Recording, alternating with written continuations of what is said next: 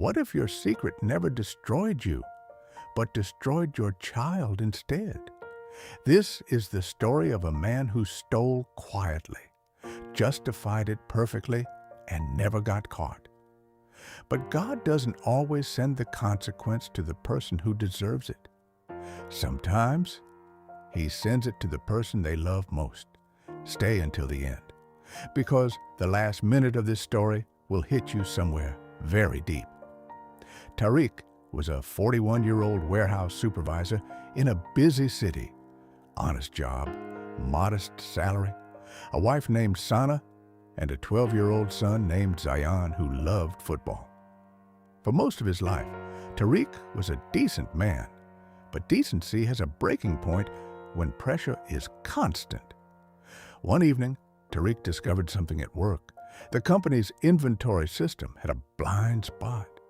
Returned items logged as disposed were never physically verified by anyone. He stood alone in that empty warehouse, holding a returned parcel. He scanned it as disposed, then put it in his bag and walked out. He was going to the trash anyway, he whispered. No one loses, no one gets hurt. That was the first lie he told himself.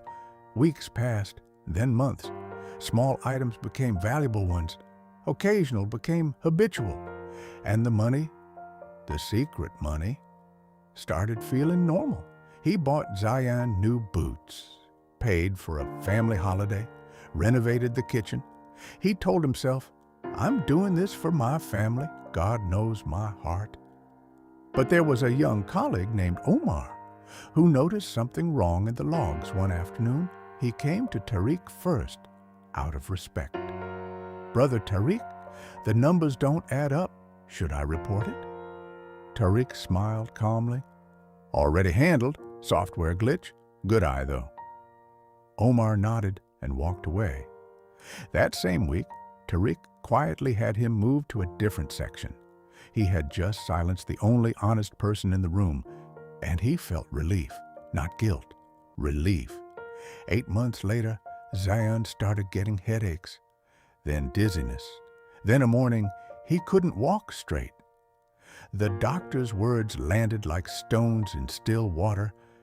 Zayan had a serious neurological condition, treatable, but the treatment was long and expensive, far beyond what their insurance covered. That night, Tariq sat alone in his parked car outside their building. He didn't move for 40 minutes. And in that silence, not a voice, not a vision, just a feeling, cold, specific, pointing directly at him. You know what you did. You know where this comes from. He shook his head. He told himself that was irrational, but the feeling never left. As he sat calculating treatment costs, something cracked open inside him. He thought of Omar, that honest young man he had smiled at and then quietly removed. He thought of every false entry, every item, every lie dressed up as survival. He had told himself there was no victim. He had just never looked hard enough to find one. That night, he did something terrifying. He told Sana everything. The silence afterward was the longest of his life. She didn't shout. She didn't leave.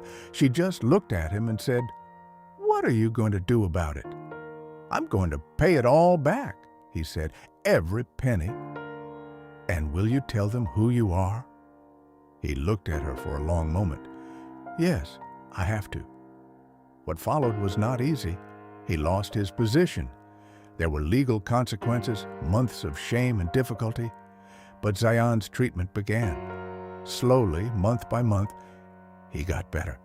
And Tariq, who had spent years feeling empty no matter how much he accumulated, finally felt something he hadn't felt in a long time. Peace. Not because life became easy, but because he was no longer carrying something hidden. He had put it down, and God had not abandoned him in the putting down. Here is what this story is really about. Not karma as punishment, but karma as a mirror. Tariq never imagined his choices could bend toward his son. He never saw that connection. But what we do in secret, it moves through our life quietly, touching things we never intended to touch. The question was, never will someone find out. The question was always, who do you become when no one is watching? If this story made you think of something you've been carrying, just write, "Put it down" in the comments. Nothing else, just those 3 words. And if you want more stories that don't just pass your time, but actually change something in you, subscribe. The next story is already waiting. And you'll want to stay until the end of that one too.